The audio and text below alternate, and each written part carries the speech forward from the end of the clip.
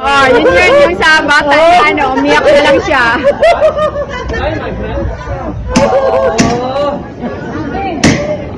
Basig masumbagan, char lang. Oh. Okay.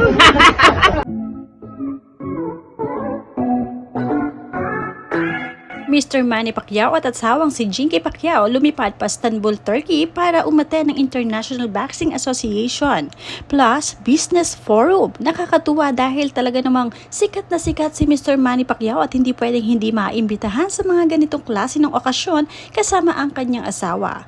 Plus shopping at syempre isinabay na rin ang pamamasyal ng mag-asawa.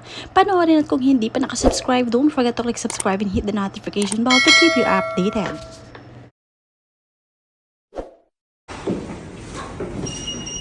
Dito.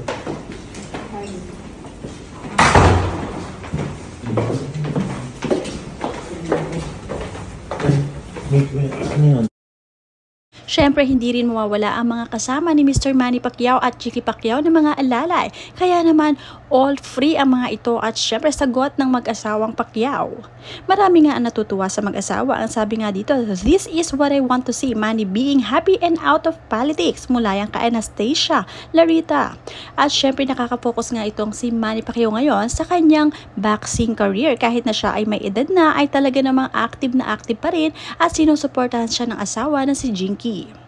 Nakakatuwa dahil talagang nag-e-enjoy na lang ang mag-asawa ngayon sa kanilang buhay at isa pa magkakaroon na rin sila ng panibagong member ng kanilang pamilya, ang kanilang apo, ang kauna-unahang apo sa kanyang anak na si Emmanuel Pacquiao. Let's go, champ. Breakfast.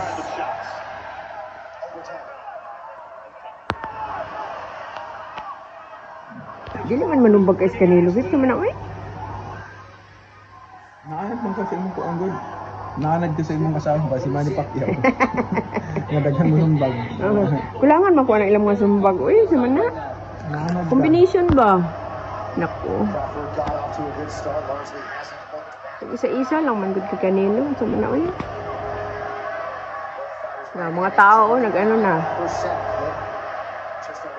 Sige, sumbagay na mo. Pas-pas. Dali lang raba kayong oras.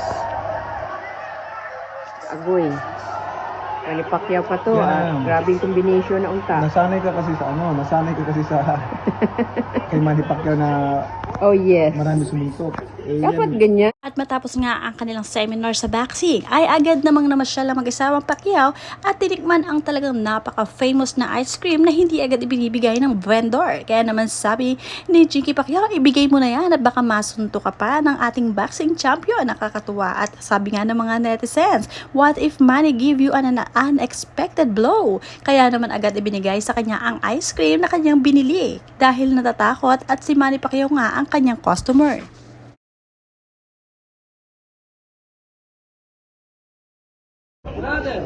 Babe.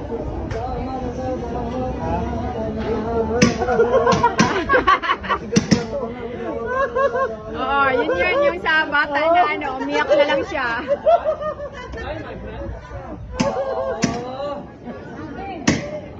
Basig masumbagan, char lang. Oo. Okay. Ihatag na yung tao na. Ay! Okay. Buti na lang. Yes! No. It's too sweet. What do you want?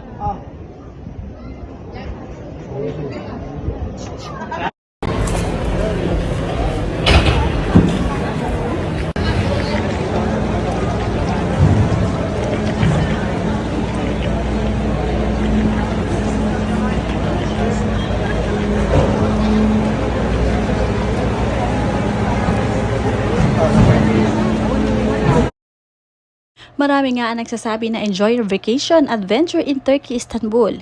Napaka-amazing people daw nitong mag-asawang Pacquiao. At syempre natutuwa sila na mas nagpo-focus na itong si Manny Pacquiao sa kanyang pamamasyal kasama ang asawa dahil nga umiedad na silang mag-asawa.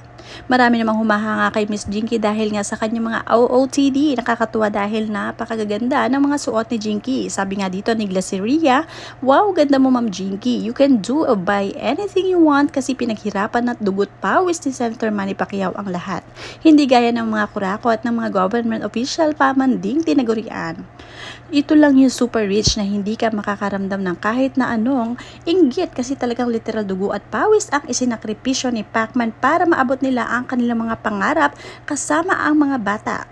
Dahil mayaman kayo at maganda ang ugali, sana naman matulungan mo kaming mahihirap dahil sobra-sobra na rin ang ibinigay ni Lord na yaman sa inyo. God bless you.